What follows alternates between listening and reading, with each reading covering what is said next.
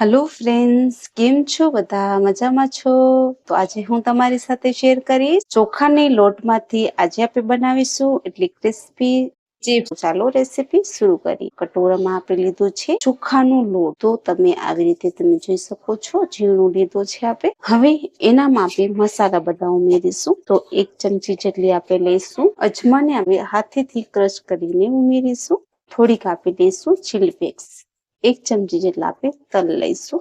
1 ચમચી જેટલું આપણે આખા દાણાને આપણે આવી રીતે પીસી લીધા છે, પીસેલા દાણા. અડધી ચમચી જેટલી આપણે લઈશું હળદર. ચમચી જેટલું આપણે લઈશું આખો જીરો. અડધી ચમચી જેટલી આપણે લઈશું લાલ મરચું. એનામાં આપણે લીલા દાણા ઉમેરીશું, એનાથી સ્વાદ બહુ સારું આવે છે. અને 1 ચમચી જેટલી આપણે કસૂરી મેથી લઈશું, એને હાથોથી ક્રશ કરી નાખીશું આવી રીતના. હવે એને આપણે મિક્સ કરી લઈશું સારી રીતે. 1 ચમચી જેટલું આપણે તેલ લઈશું મોણ માટે અને એને આપણે સારી રીતે મિક્સ કરી લઈશું આવી રીતના. તો તમે જોઈ શકો છો આપણે સારી રીતે મિક્સ કરી નાખ્યું છે. તો ફ્રેન્ડ્સ, કઢાઈ લીધી છે. હવે એનામાં આપણે જે આપણે કટોરીથી લોટ લીધો હતો એ જ કટોરી આપણે એનામાં ઉમેરીશું પાણીની. એનામાં આપણે પાણી ઉમેરી નાખ્યું છે. 1 ચમચી જેટલું આપણે ઘી ઉમેરીશું. સ્વાદ અનુસાર આપણે થોડુંક મીઠું ઉમેરીશું. આપણે જે લોટ જે આપણે બનાવ્યું છે લોટ માટે એ આપણે એનામાં મીઠું નથી ઉમેર્યું, તો આનામાં આપણે મીઠું ઉમેરી નાખીશું. હવે એને આપણે ગરમ કરવા રાખી દઈશું. ફ્રેન્ડ્સ, આપણે કઢાઈને ગરમ કરવા રાખી દીધી છે અને જ્યાં સુધી આપણું ઘી કરી જાય આવી રીતના. ફ્રેન્ડ્સ, તમે જોઈ શકો છો આપણે પાણીને સારી રીતે ઉકળવા દીધું છે. હવે પાણીને આપણે ઉપર લઈ લઈશું અને ગેસને આપણે થોડુંક ધીમું કરી નાખીશું. જે આપણે ચિપ્સનો લોટ બનાવ્યું છે એ આપણે ગેસ ઉપર રાખી દઈશું ધીમા આંચમાં અને એનામાં આપણે થોડું પાણી ઉમેરતા જશું અને આવી રીતે વેલણાથી આપણે ચલાવતા જશું.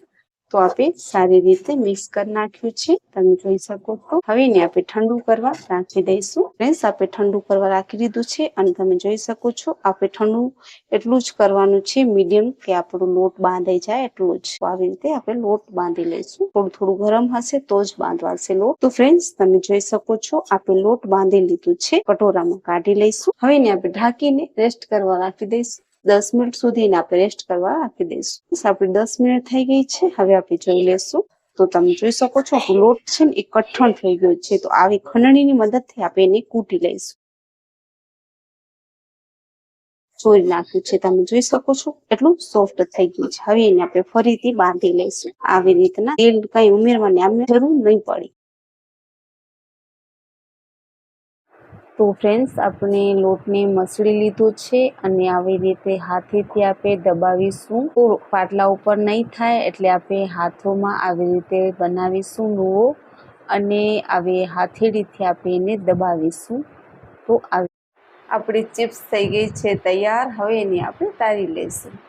તો ફ્રેન્ડ્સ, તમે એકવાર જરૂરથી ટ્રાય કરજો. તો આવી રીતે તમે જોઈ શકો છો એને આપણે સારી રીતે તાળી લઈશું. તો 3-4 મિનિટ સુધી એને આપણે પકાવીશું તેલમાં સારી રીતે. તો ફ્રેન્ડ્સ, આપણે 3-4 મિનિટ થઈ ગઈ છે અને તમે જોઈ શકો છો. અને ફ્રેન્ડ્સ, એકવાર તમે જરૂરથી ટ્રાય કરજો. આ રેસીપી તમને ખૂબ જ સરસ લાગશે. ચિપ્સ થઈ ગઈ છે તૈયાર, તમે જોઈ શકો છો.